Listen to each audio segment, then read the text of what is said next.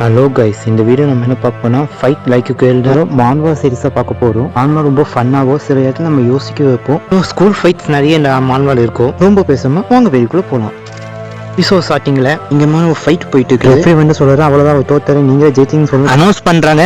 நமக்கு புதிய champion கிடைச்சிட்டாங்க. TRAI பற்றி சொன்னா அவருக்கு 20 வயசு, best MMA fighter. MMA fighter எப்படின்னா உங்களுக்குன்னு ஒரு பேஸே இருக்காது. நமக்கு பாக்ஸிங்கு, கராட்டே, டேக்வாண்டோ இந்த மாதிரியான மார்ஷியல்ஸ் மாதிரி இருக்காம ஒரு கலவையா சொன்ன எல்லா மார்ஷியல் டெக்னிக்கும் யூஸ் பண்ணி ஃபைட் பண்றவங்கள எம்எம்ஏ ஃபைட்டர்ஸ் சொல்லுவாங்க. எம்எம்ஏ ஃபைட்டரே ட்ராயோட டாப்.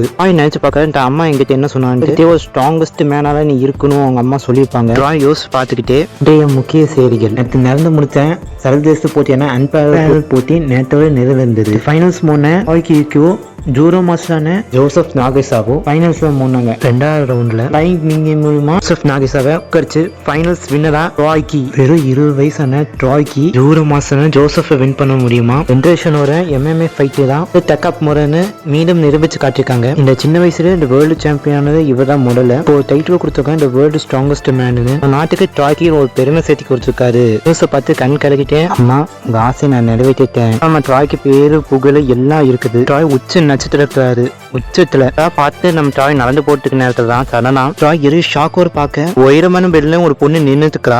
ட்ராய் வந்து பாத்தி அங்கதான் பின்னிக்க சீக்கிரம் கீழே இறங்குன்னு சொல்ல போறோம். எந்த ஒரு வாட்டி பேசாம அமைதியா பார்த்துக்க. அந்த பொண்ணு பேர் டோரி. கெடி இவளை டோரின்னு கூப்பிட எனக்கு ரொம்ப கஷ்டமா இருக்குது. வேற இவளை நான் டோரான்னு கூப்பிடுறேன் ஞாபகம் வச்சுக்கோங்க. ஆனா எதுக்கு நிக்கிறான்னு யாருக்கு தெரியாம என்ன பண்றாங்கன்னா என்ன செஞ்சுட்டு இருக்காங்கன்னா போன்ல வீடியோ எடுத்துட்டு இருக்காங்க. அவ குடிக்கிறதுக்குள்ள வீடியோ எடு. நானும் போன் எடுத்து வீடியோ எடுக்கிறேன். பாவீங்களா அவன் கீழே குடிக்கிறானே தெரியல, சும்மா தான் நிக்கிறான். இவங்களே தள்ளி விட்டுருவாங்க போயிருக்குது. டாய் வேடிக்கை பார்க்காம ஒரு வீடியோ எடுத்துக்கான மூஞ்சிலே பஞ்சு வச்சுக்கிட்டே பரிதீசி அவங்க போன் பண்ணி போலீஸ் ஸ்டேஷனுக்கு போன் பண்ணுவியா, இங்க வந்து வீடியோ எடுத்துக்க. டாய் ஒருத்தன் அடிச்சு போட்டேன். அவனோட கேர்ள் ஃபிரெண்ட் வந்து டேய் உன் போன் எடுத்து பேச வேண்டியதானே எதுக்கு இவன் அடிச்சு போட்டு போன் கொடுங்கன்னு சொல்ல போது. சிஸ்டர் இங்கிட்ட நான் போன் கொண்டு வரல, அதாவது இப்ப அவசரத்துக்கு போன் கொடுங்கன்னு சொல்ல போது. போன் பண்ணி போலீஸ் ஸ்டேஷன் என்ன நடந்துக்குன்னு விஷயம் சொல்ற நேரத்துல டக்குன்னு கண்டுபிடிச்சு கம்பி டக்குன்னு உடஞ்சு அவ கீழே விழுந்து போது. ட்ராயோட பார்த்து ஷாக்ல பாக்க போன்ல பேசின போலீஸோ என்னாச்சுன்னு கேட்டுக்கிட்டு நேரத்துல நம்ம தலைவன் இதை பத்தி யோசிக்காம டக்குன்னு வேகம் ஓடி அந்த பொண்ணு காப்பாற்ற ஓடிட்டு இருக்கா. ஓடி ஒரு ஜம்ப் அடிச்சு கரெக்டா அந்த பொண்ணு பிடிச்சிடுறான். அந்த பொண்ணு பிடிச்ச வேகத்துல கரெக்டா அந்த பொண்ணுக்கு கீழே ட்ராய் இருக்கவே பார்த்துதான் அந்த பொண்ணுக்கு அடி விழாத மாதிரி வேகத்தோட ஒரு கார் மேல 2 பேருமே விழாங்க. ஓகேங்களா, ஹாஸ்பிட்டல் சொல்லுங்க, யாரும் ஹெல்ப் பண்ண வாங்கன்னு சொல்லிட்டு என்னோட கார் போச்சு.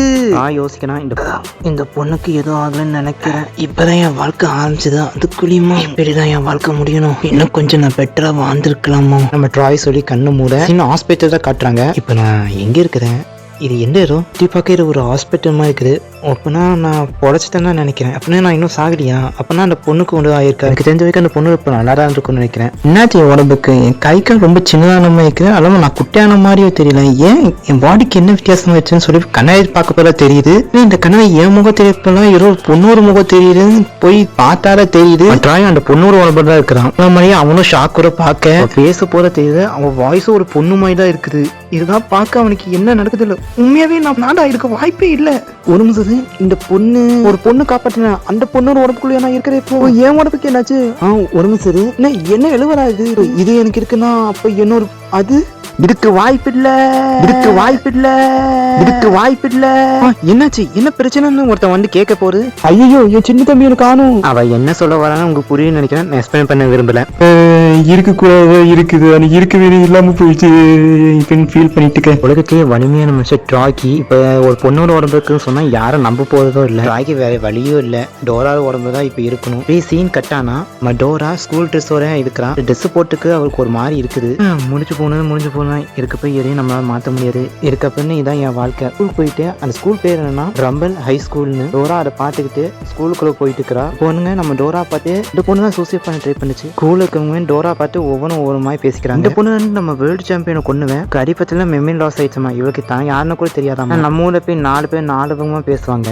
இதுதான் நம்ம டோரா பார்த்து இவங்க இஷ்டத்துக்கு பேசிட்டு இருக்காங்க. இது கேட்டு அவளுக்கு கோவம் வருது. ஆனா அவளால போய் ஒண்ணு பண்ணாம இந்த பாடியை வச்சுக்கிட்டு புலம்பிக்கிட்டே போயிட்டு இருக்கேன். அதனா எதையும் சென்ஸ் பண்றேன், ஏதோ அவளுக்கு ஆபத்து வர மாதிரி ஃபீலும் பண்றான். நினைச்ச மாதிரியே பையன் டோரு கடை உடைச்சுக்கிட்டு பறந்து வந்து விடுறான். டோரா இது ஷாக்கோட பார்க்க என்ன எழுவுறாயிட்டு. நல்ல வேலை நான் உஷாராய் கொஞ்சம் நின்றுட்டேன், இல்லைன்னா மறுபடியும் என் கதை முடிஞ்சிருக்கும். இங்கேயே இவனை பார்க்க சாதாரணமா ஆள் மாதிரி தெரியல, இவன் கொஞ்சம் சண்டை போடுற மாதிரி அவன் யோசிச்சுக்க நேரத்துல அந்த 10 மணி காரணம் பார்த்து நீ நான் ஹாஸ்பிட்டல் வந்துட்டியா, இப்போ உனக்கு பரவாயில்லையான்னு கேட்க போதும். நான் மன்னிச்சிரு, எனக்கு உனக்கு யாரும் தேவை இருக்கும், நம்ம மீட் பண்ணிக்கோன்னு கேட்க நேரத்துல இன்னொரு வாய்ஸ் கேட்குது.